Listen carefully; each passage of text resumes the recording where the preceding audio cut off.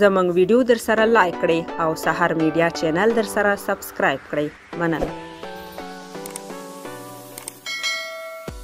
ښځې کوم ډول سړي ډیر خوښوي؟ ساینس پوهانو د نوو څېړنو له مخې یادې پوښتنې ته جالب او حیرانوونکي ځوابونه پیدا کړي دي. د ډیلی سټار د راپور له مخې د استرالیا د یوه پوهنتون ساینس پوهانو ویلي دي چې ډیری ښځې ږیره لرونکي سړي ډیر خوښوي. د دې خبرې وجه دا ښایي چې ښځې ځکه ږیره لرونکي سړي ډیر خوښوي چې فکر کوي هغوی جذاب او قوي بدن لري او له ذهني او بدني پیاوړتیا نه برخمن دي. یادو ساینس پوهانو د دغه څېړنې په ترڅ کې له 18 څخه نیولې تر 80 کالو عمر لرونکو شاوخوا 1000 ښځو ته د 3 نارینه‌و 30 ډوله بېلابېل انځورونه ور وښودل.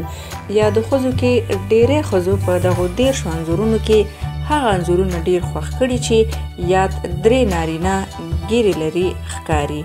د دغو څېړونکو د ډلې مشرې ډاکټرې ټیسا کارکسن په وینا دا چې ښځې ولې ږیره لرونکي سړي ډېر خوښوي د دې ډېر لاملونه دي.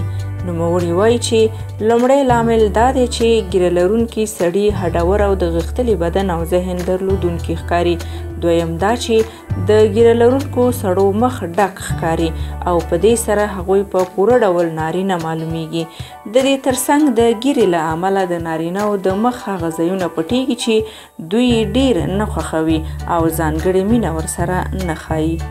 د څېړونکو په وینا ږیره لرونکي نارینه ډیر کشش لرونکي ښکاري.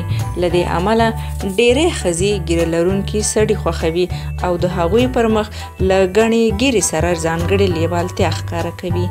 ږیره پرېښودل په اسلام کې سنت دي او په اسلامي طب کې د ږیرې د پرېښودلو د ګټو په اړه بېلابېل دلایل او روایتونه راغلي دي.